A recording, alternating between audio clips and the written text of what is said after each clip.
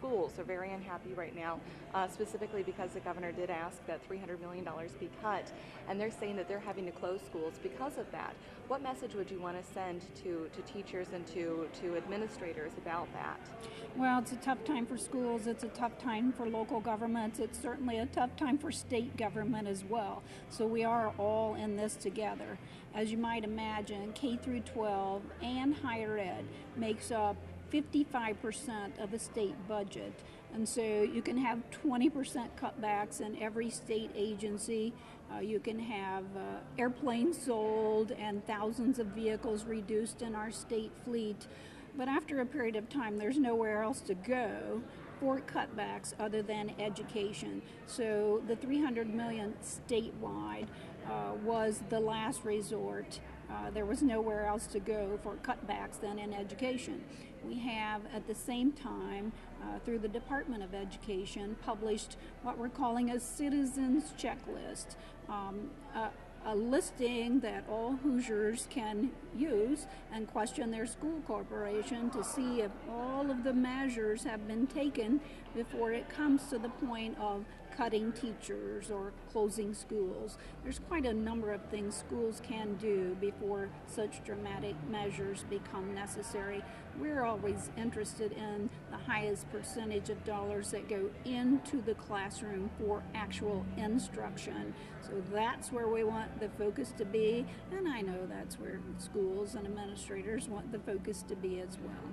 At that same time, they come back and say, well, when that much money gets cut, eventually teachers and schools are being cut, so they're putting the blame back on the government and back on the governor's shoulders. What message would he want to send, or would you want to send? Well, then the question becomes, what taxes would they like us to raise? There is no other alternative. There is no other answer. There is no money. We've had 17 months of declining revenue, and we are one state that's fiscally sound, and there is no other answer other than increasing taxes if that's what schools prefer. So it's between a rock and a hard spot, it sounds like. Not a pleasant time, not a fun time, but our state is positioned very well to be able to surge forward once again when this tough economic period is behind us. When the national economy improves, I think you can look for Indiana to be one of the first states to move forward, to continue to attract more businesses to our state and help our existing businesses grow and expand and hire more of our friends and our neighbors. Did the governor's office create, the citizens checklist in response to the schools saying that that they're having to close schools because of this big dramatic cut, in their opinion? It wasn't in response to that. It was done in advance of that response. But this is not a new discussion. We're not having it for the first time in 2010. There have always been more needs than government can possibly fund. So more money for schools has been a mantra for many years. I was in the state senate for 12 years before my time as lieutenant governor, and it was a pretty normal part of the conversation. Talking about your past and what I'd like to ask you about your future. What are your future plans as the term ticks down here? Well, the governor and I have no intention of slowing down. There's far too much at stake. It's like being on a treadmill and you can't get off. We have providing more economic opportunities is our number one priority, always has been.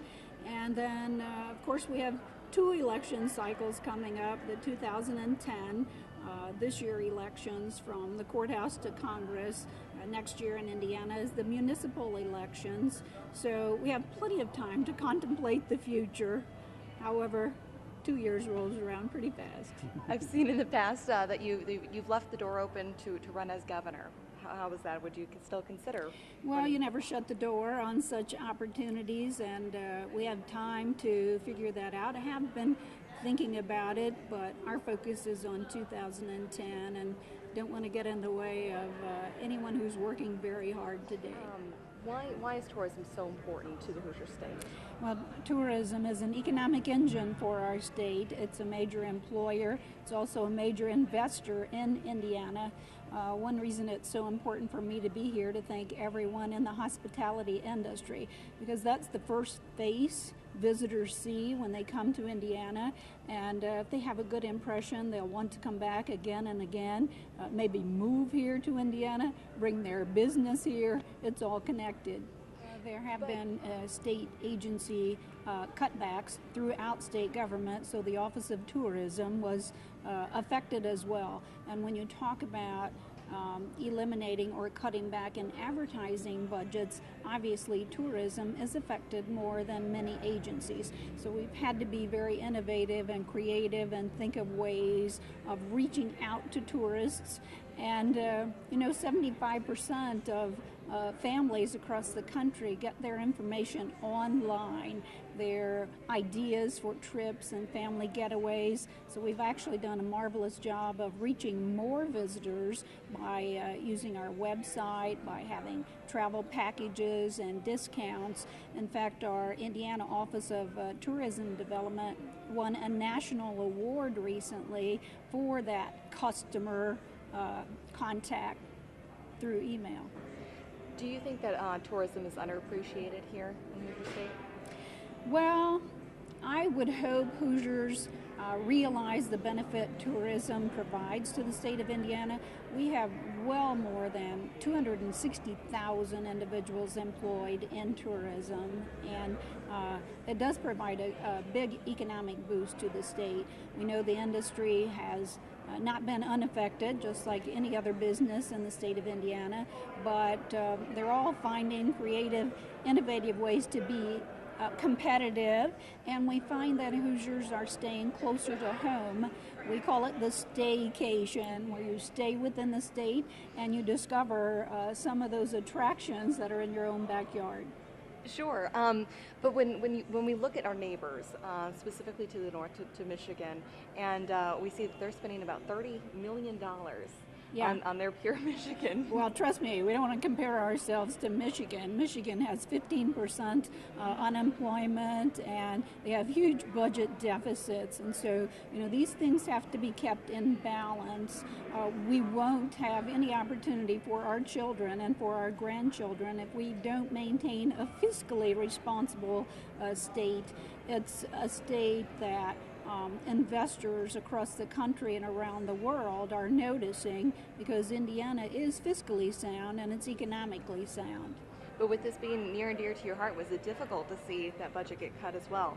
Oh, it's not a fun thing. It's not a pleasant thing to have to shrink state government expenditures proportionately to the revenue.